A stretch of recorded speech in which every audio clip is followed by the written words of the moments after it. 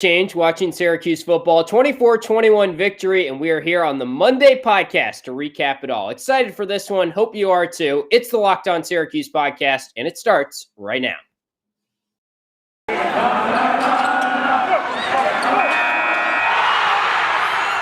You are Locked On Syracuse, your daily podcast on the Syracuse Orange, part of the Locked On Podcast Network, your team every day.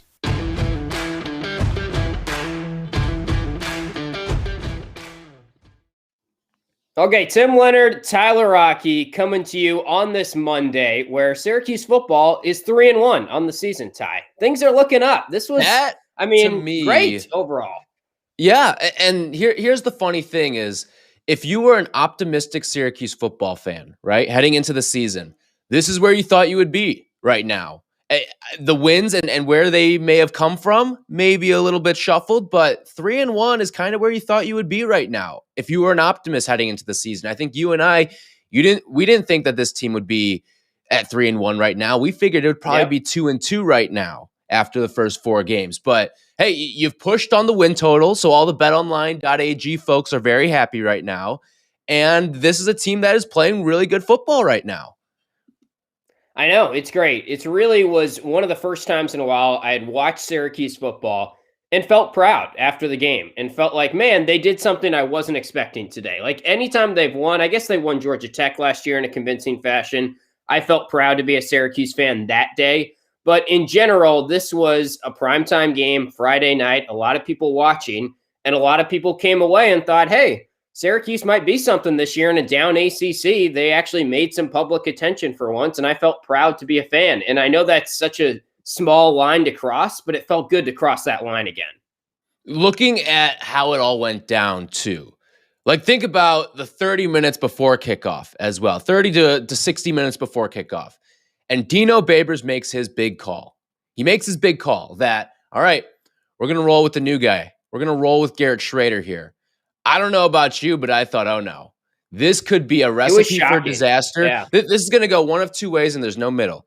They're either going to win this game and you're going to feel really happy, or this is going to be an absolute train wreck. And we're going to have a lot of questions coming out of it. And they went out, they won a game that, let's be honest, most people did not have this as a win on Syracuse's roster. Like, look at some of the games that could have gone either way heading into the season. And I know there's going to be a lot of people in the comments and stuff like that saying, oh, I had this game as a win. All right, fine. Congratulations. You are a better prognosticator on this game in particular. But when you look at some of the games that were toss-ups heading into this season, this was not one that I had on my radar. This is a really good win for Syracuse heading into ACC play. Right. I mean, they were 6-point underdogs and they won the game. So I don't know the last time they were that significant underdogs and won a football game. Really, in the Dino era, you have to go back probably a couple years. We'll get into the Shrader discussion a lot today. And I want to thank everyone for making Locked On Syracuse your first listen every day. We're here with you every single weekday. And remember, you can find Locked On Syracuse free and available on all platforms, including YouTube now, where we are for every single episode streaming live during the day at our Locked On Syracuse YouTube page. But the Shrader discussion has been the thing all season. The quarterback discussion has been the thing all season. I've wanted to see Shrader. When we've seen Shrader, I've been unimpressed. I was totally shocked when Stephen Bailey came out with the report a couple hours before the game. And then you hear after the game. That's a point, by the way. There's one for Stephen Bailey right there. Shout out to him. And look, I thought, okay, maybe that's because DeVito, I know he was banged up against Albany. Maybe he's just hurt, and he's not 100%. But according to Dino after the game, he made this decision really late, which we can get into. A little concerned about that. But he made the right decision, I would say. And based on what we saw in this game, I think you got to start Shrader going forward against Florida State. And I got to give Dino some credit. I don't usually do this, but that took guts to make that decision. And to make it that late is sort of iffy, but I don't know, man. He kind of outcoached Hugh Freeze in this game, and it was awesome to see. You know, a lot of people, they like to say, oh, helmet sticker, helmet sticker, helmet sticker. How about some headset stickers in this game? Yeah. I mean, the big three really got it done. I thought Dino game planned immaculately. Might have been his best game plan I've seen from him as a Syracuse head coach. When you take into account all the different factors, late quarterback switch, he played to Garrett Shrader's strengths, and he also did a really good job of balancing the run and the pass. On top of that, Sterling Gilbert, his play calling throughout that game, immaculate. I thought he was fantastic in this game. And you and I have had a number of questions about Sterling Gilbert and really what his job is with this program. He earned a headset sticker in this game. And Tony White, I mean, he earns it every game. Yeah. Another perfect game, it felt like, for Tony White. I mean, this defense comes to play every single week, and it is probably the most fun aspect of this entire football team. Some people will argue Sean Tucker, but for me, week in and week out, it is the Tony White experience and what he does, the creativity he brings on defense. Because guess what? I know they got the one late fumble on Malik Willis, which ultimately decided the game, but yeah, this team, what's been the hallmark defensively for this team? It's been their ability to get turnovers. They're playing fantastic football right now, and they're not really getting big-time turnovers. Yeah. They made the one big play against Malik Willis, but the interception that Deuce had, that was in garbage time. They're not making a lot of these splash plays, which to me is a sign of a really, really strong defense. Yeah, and it's funny you bring that up because the entire game, I was thinking to myself, man, these are two pretty evenly matched teams watching it and following it, and then sometimes in games like that, it just comes down to who gets that first turnover. You felt like that first turnover was going to swing the game, and that's exactly what happened. And then they sort of milked the clock, and Andre Schmidt, which, by the way, it's just funny because Andre Schmidt, I know most fans probably know this, but he never kicks into the net. So watching him sort of just pace down the sideline when you're waiting on him to do a game-winning field goal, a little unnerving. I feel like I'd rather just see my kicker like doing something. But he's never really been in that situation before. And it kind of hit me that they just kept sort of showing him walking and then like grabbing water. And normally you see a guy like pounding kicks into the net, sort of passing time. Like last night in the Sunday Night Football game, it's Mason Crosby. You just saw him peppering into the net, every football game. Yeah. Inside of 2 minutes, that kicker is situated on kicking into the net. And listen, athletes are creatures of habit, right? Right. It's worked for Andre Schmidt for the most part over his career. So keep doing it. I don't care how you get it done. As long as you make him in the game, it doesn't matter to me. Yeah, I mean, I had all the confidence in him because he is one of the best kickers. I mean, he's the best kicker probably we've had at Syracuse. He's already broken the points record and field goal record, and he's still got some time left here in what is his quote-unquote senior season. I guess he could come back next year. I hope he goes to the NFL, but he drilled it, and I had confidence in him doing it. It's just sort of funny that he never kicks into the net. Getting back to kind of Dino's decision, though, and we'll take a break in a little bit, but this will be a theme of the podcast, I'm sure. We'll flesh this out. Garrett Shrader wasn't good in this game, but I love that Dino identified, okay, Liberty is, despite really when you look at the numbers, their run defense looked pretty good on paper. He saw some holes in it, is what I've gathered. And he saw, okay, we can run it down their throat. We can tire them out. And Sean Tucker broke tons of tackles. Garrett Shrader broke tons of tackles. They got tons of yards after the contact. And that's a weakness that he identified in their game. And he game planned for it. And they won the football game because he completely altered his game plan. I mean, when has Syracuse ever been that run heavy under Dino Babers? And I thought it was awesome that he just said, you know what? That's my normal offense. Pile it up, crumple it into a piece of paper, throw it out the window. We're just going to do what we can to win the football game today. It was drawn up perfectly, whether it was between the 20s, whether it was red zone play. I felt like this team really had a solid game plan going for it. They knew what they could and could not do in this game. I mean, Garrett Shrader, to me, this game felt like one of those, you see the meme all the time on Twitter, like when you get an A on the group project but don't do any of the work. It felt like that from the passing game. I thought Garrett Shrader was very strong as a runner, especially in the red area throughout this game. But from a passing game standpoint, he did nothing in this game, okay? Like, just let's call it what it is. He completed one pass in the second half. That's it. Right. He completed 6 passes all game long in 15 attempts for 77 yards. It was nothing impressive, but running-wise, he was very good. From just an overall, like getting Sean Tucker into situations, very strong. It's just going to be one of those things where what happens when Syracuse starts trailing in games? Can he, if this team goes down 10, if this team goes down 2 touchdowns, can he bring them back? Because that is my lingering question that I come out of with this game. Right. By the way, it's the fewest amount of passes attempted in a win for Syracuse since 2015 Wake Forest game, and that was Eric Dungy's first career start. So you can draw some more comparisons between Eric Dungy and Garrett Shrader there. But I mean, they hardly threw the ball in this game, and I think Sean Tucker will get to him. Yeah, he had 32 carries. It was something just over 30 carries in this game, which is absurd, but that's what you got to do. I mean, that's our strength of our football team right now, and it was good to see that they just leaned into it in this game. I want to tell you guys quickly about SweatBlock, which is basically the best thing that has happened to me in the past couple of weeks. I know everyone struggles in the summer months with sweating, and maybe if you got a big meeting, big interview, it can be something that is really on your mind. You try and wear some specific clothes to avoid that. Well, SweatBlock wipes are doctor-created, doctor-recommended. They work for up to 7 days per use. They are dry shirt guaranteed, so if SweatBlock doesn't keep you dry, you get your money back. Featured and tested on the Rachel Ray Show by firefighters, and is the best seller for the past 10 years on Amazon. Over 13,000 reviews. It's currently #1 in Amazon's antiperspirant category. Is manufactured right here in the USA. You can wear what you want. You can have more confidence with SweatBlock today. It has really changed my life when I'm playing golf, when I got a meeting, whatever. These summer months have been tough down here in North Carolina, but SweatBlock has been my best friend. And I know that if you or a friend has been dealing with this, you got to tell them about this because it is really a game changer for you. SweatBlock, you can get it today. 20% off at sweatblock.com. Get their wipes, get their deodorant. They've got tons of good products on there. Just use our promo code LOCKEDON to get that 20% off at sweatblock.com. Over at Amazon or CVS, you can also pick it up there. Again, it is 20% off at sweatblock.com with our promo code LOCKEDON. So let's get into Garrett Shrader a little bit more here. We're going to flash up his stats on the YouTube stream if you are with us that way. And look, the stats don't look good. There's nothing pretty about Garrett Shrader's game. He's really the opposite of Tommy DeVito.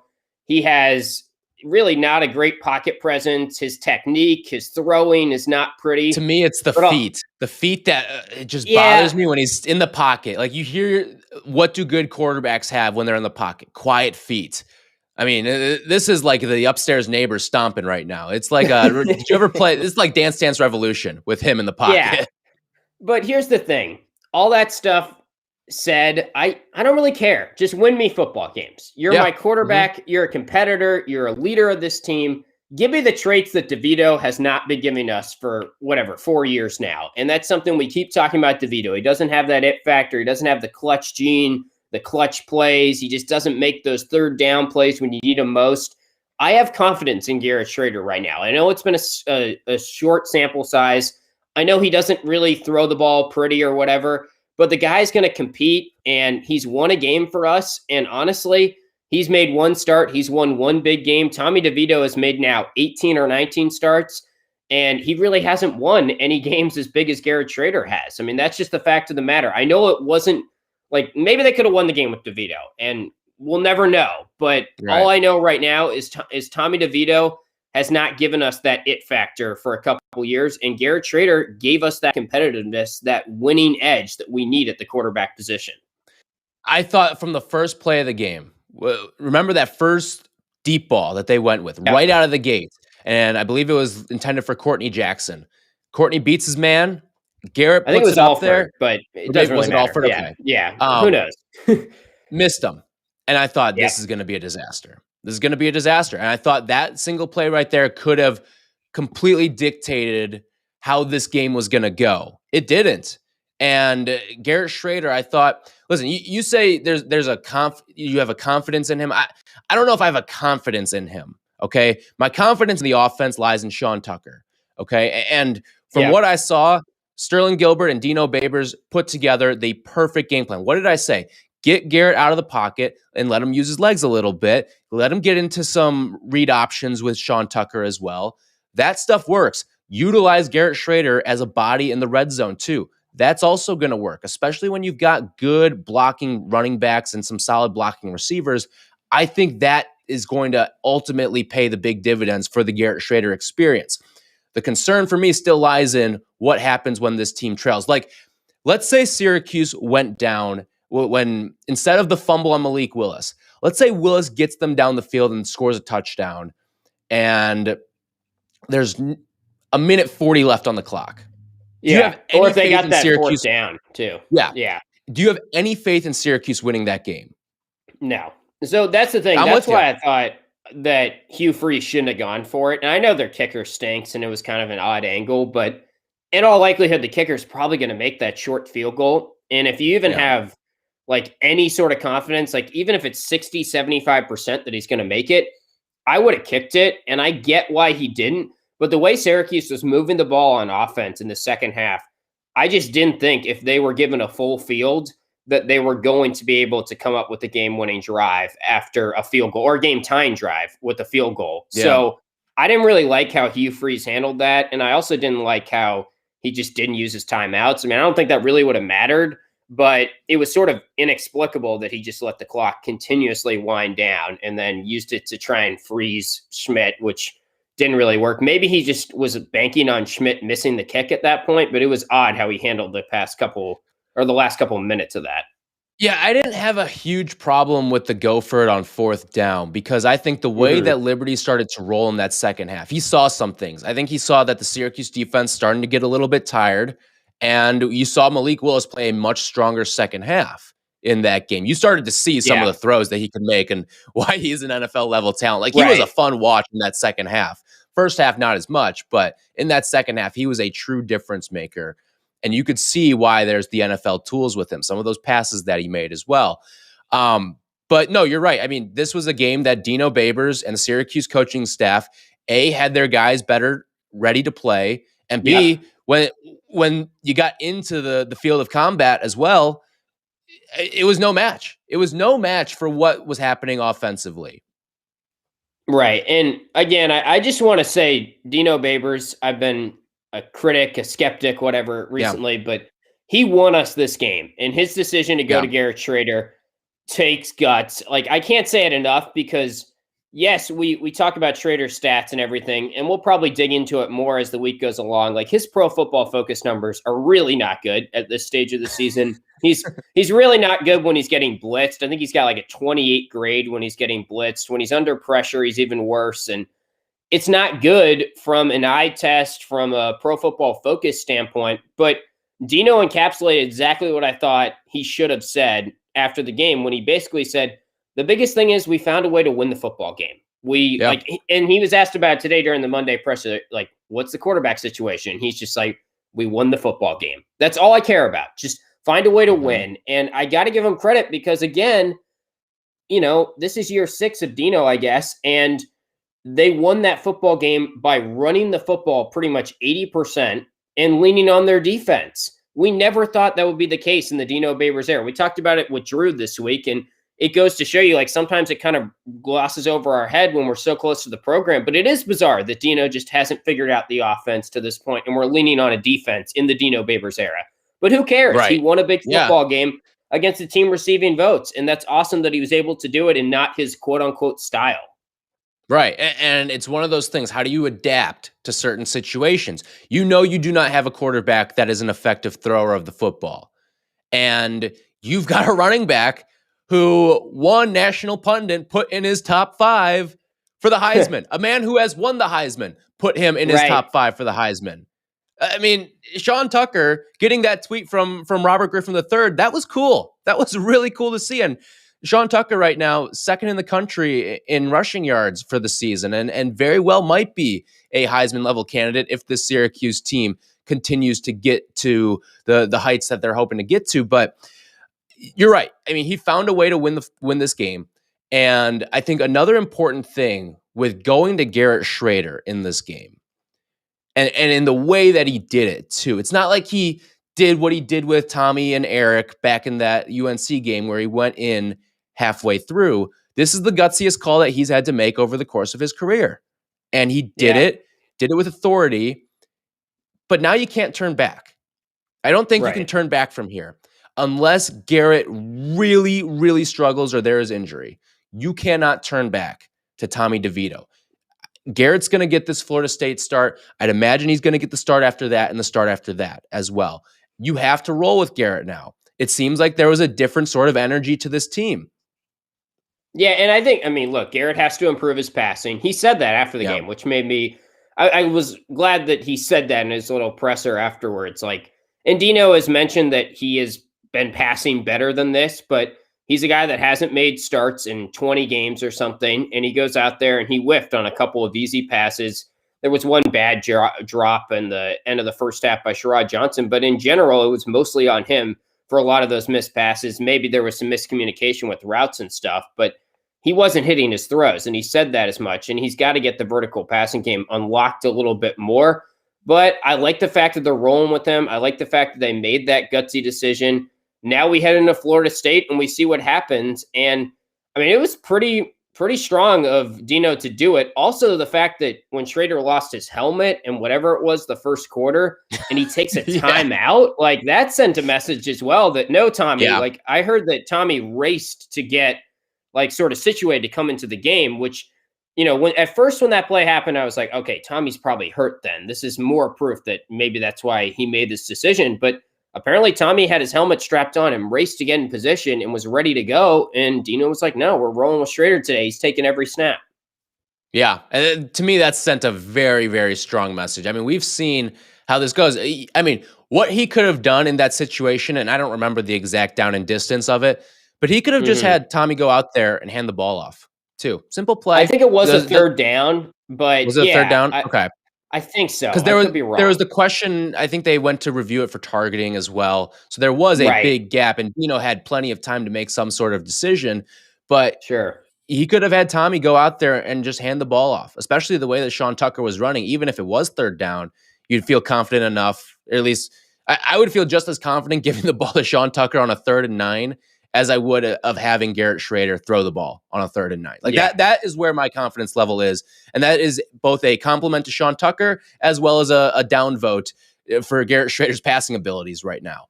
But he could have had DeVito go out there and run a simple handoff play.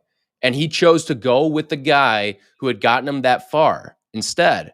And I think that showed a lot about where this is. And I don't even know if this is a quarterback competition that was quote unquote won in the moment. I don't know if Garrett, like, what had Garrett Shrader done to show you up to that moment that he should be the starting quarterback of this team? He had not won any competition in my eyes from that. At that point, to me, it was a Tommy DeVito had won the competition up to that point.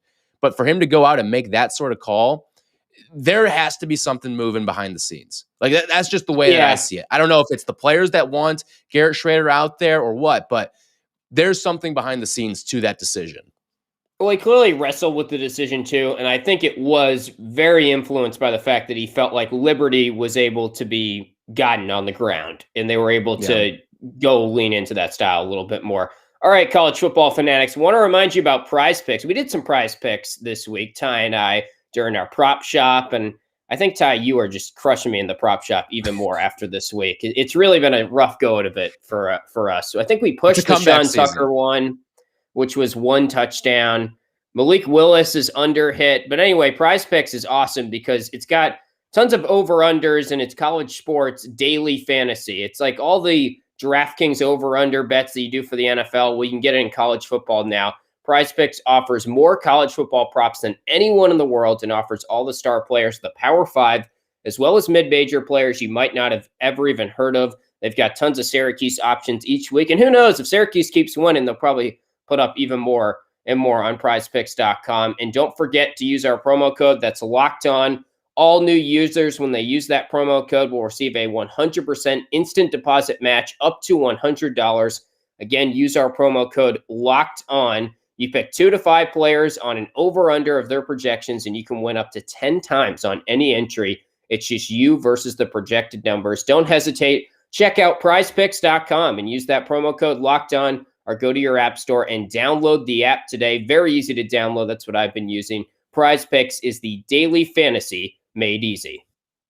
Also want to tell you about Built Bar. Did you know that Built Bar has 9 delicious flavors, including the occasional limited time flavor, which right now, cookie dough chunk, Tim. That is a winner in this household over here. Yeah. When you talk to Built Bar fans, they're always passionate about their faves. And if you don't know all the flavors, well, you're missing out a little bit right now. They've got a little bit of something for everyone, whether you like the fruit flavored, whether you like the chocolate flavored, whether you just like something a little sweeter, like a salted caramel.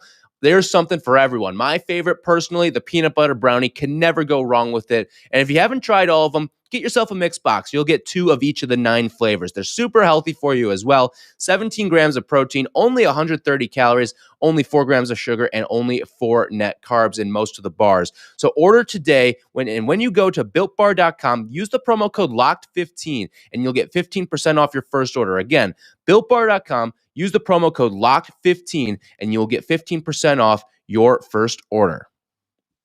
All right, so moving on a little bit here. And again, I want to remind you guys, thank you for making Locked On Syracuse your first listen every single day. We are here with you every single weekday. Syracuse football looking like they're picking up some momentum. Hit subscribe wherever you get your podcasts. It is totally free. Also, if you like all the other sports that are going on right now, you can check out your local NFL team. That could be your second listen of the day each day. Maybe if you're a Bills fan, they got a big win. Josh Allen did his thing this week. Yeah.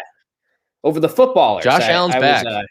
He's back. I was happy to see that. I may have made a little bit of money on that Josh Allen win. That's a little incentive for Tim, at least. And it made my Pats losing a little bit better on that Sunday. It was a rough go of it for the Pats. But anyway, so Jarvion Howard left the program. We know that happened. We'll talk about that some more on tomorrow's show. Chris Elmore is also going to be back, which is exciting. But I want to talk about Sean Tucker. And it's interesting because I think when we did our bold predictions, one of my predictions, I don't remember exactly what it was, but was Syracuse is going to lean into the run game this year. Sean Tucker is going to have a good year. And Abdul Adams is going to be the odd man out and leave the program during the middle of the season. Turns out Jarvion Howard was that guy. I guess the question here is, pick. Right, yeah. And Abdul Adams seems like he might be RB2 at this point based on the snap count in the past couple games. Yeah. So are they leaning into Sean Tucker too much? I mean, I know he's like all of a sudden kind of a quote unquote Heisman candidate and he's so awesome, but we're flashing the stats up here. 32 attempts, 169 yards, 1 TD. He's our offense at this point. Is there a certain point where they're putting too much on the freshman maybe?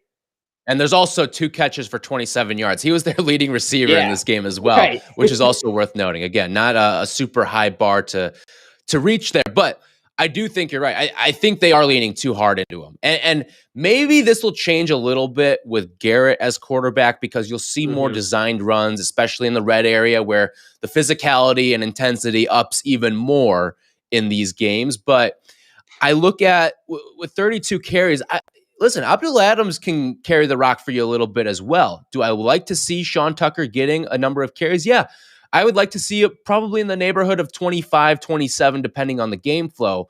But you cannot give him the Derrick Henry treatment here, where you're feeding him 30-plus times a game because the college body is just going to wear down as you get deeper and deeper into the season. Not everyone can handle the Derrick Henry workload. In fact, I would even argue that Derrick Henry really is the only one that can handle the Derrick Henry workload. And he's shown that he's done it for a number of years now.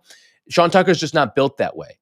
And at some point, you're going to have to sprinkle it out, whether it's Abdul Adams, whether it's Cooper Lutz getting a few touches here and there, whether it's Garrett Shrader. And again, you don't necessarily want to risk Garrett Shrader completely because if you like what you have at the quarterback position right now, then you don't want to risk his injury. You got to have him be a smart runner because from what I've seen, he's a good, solid runner right now. I don't know if he's necessarily the smartest of runner because he's taking some hits out there that really get you worried. And I mean, you thought Tommy DeVito had a chance to play in that game against Liberty just based off of the hits that Garrett Shrader was taking throughout that game.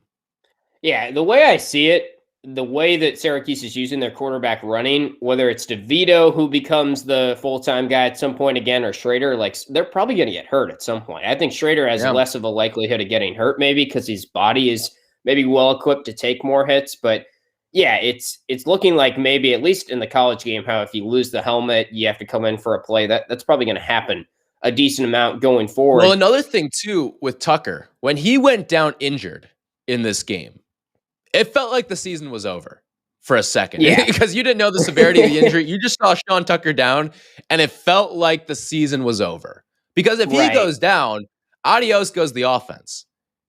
Well, I mean, I think they could be fine with Abdul Adams or Cooper Lutz, and I guess Jarvion Howard's not in the picture anymore. So is Abdul Adams rushing for 170 yards? Is Abdul Adams rushing for 100 yards? No, I can't say that with confidence. So 169 yards is what we have here, and I think that's what it is on Qs.com. I've seen like 173 in other places, but the bottom line is apparently 143 yards on Pro Football Focus of his 170 or so yards came after contact. Like, this dude is breaking Insane. a lot of tackles out there. And I think that's what Dino identified in Liberty, that you could do that, but he's making plays that other running backs would not be making. And our offensive line has been better. And shout out to them again, with the exception of the snaps. Aaron Service has to figure that out. That was rough. And that's another thing that made me a little concerned heading into the game. You got a new quarterback and a new center. That is not a recipe for success. And I mean, they're lucky Garrett Shrader is 6'6". Otherwise, he's not getting to a number of those snaps. But with Sean Tucker, this is the most significant part of his game to me, is the fact that he put up 169 yards in this game, or 170, whatever whatever source you want to use here. Again, you're splitting hairs at this point. Right. But his long run was 27 yards. It wasn't like this is a stat line that is completely skewed by a 75-yard run or a 60-yard run. His longest run was shorter than 30 yards. He's a consistent bruiser for you who falls forward, and it feels like every time he touches the ball, he's going to get you 5 to 6 yards at a minimum. That's a great recipe for offensive flow and success. It's awesome. And I saw a lot of stuff. He's definitely on pace to be the first 1,000-yard rusher since 2012, I think. And I mean, our single season rushing record is kind of in jeopardy. There's a lot of good backs that have come through Syracuse in our history. I think it's like 1,300 yards. I'm not saying he's going to get there, but gosh, I mean, they're going to keep leaning on him. There. Right. He's got to stay healthy. That's the thing. Yeah, health. If he is healthy, he's going to be knocking on that door at the end of the year. Right. No doubt. All right. Well, we will put a pin in our discussion about football today. We'll be back tomorrow. We'll talk more about. We didn't even get to the defense. You know, it's just like what happened with us with Quincy Guerrier, where we could never. He was just a steady force every single game. And we could never really talk about him because there was, here's the pop-up Alan Griffin game. What's wrong with Joe Girard? It was all the extremes, but who's there for you every single game? It's the defense. And we kind of hit on it with the fumble and stuff like that. But this defense it's the lifeline of this team right now. Like the way that they bail out this team is unbelievable. Although I did notice that I've got one thing I'm a little concerned about with the defense. I'll share it tomorrow, but there's one thing I've got a little concern with tomorrow. Right. And, it's funny because the parallels are there as well. I feel like Joe Girard, Kadari Richmond is the Shrader DeVito discussion of this year's football. Like, we kept having that discussion, and there were some fans on the Joe Girard camp that no matter what he did, they just couldn't admit that he was doing anything well. Like, if DeVito makes a nice pass, we'll get people on Twitter like, he still stinks. He has no it factor, whatever. And get him out of here. So we're out of my face. Repeating. Yeah. The Joe Girard and Tommy DeVito fans are pretty similar, really. Hotshot guy comes in, underwhelms, everyone jumps ship pretty quickly. But anyway, okay, well, we will wrap the Monday podcast. This was fun, as always. Thanks for listening. Thanks for making Locked On your first listen of the day. Go check out your local NFL team. Make that your second listen, maybe, as you continue on with maybe avoiding work on this Monday. But we're here with you guys every single weekday, and we will talk to you guys with some more football thoughts and some more Liberty thoughts tomorrow on the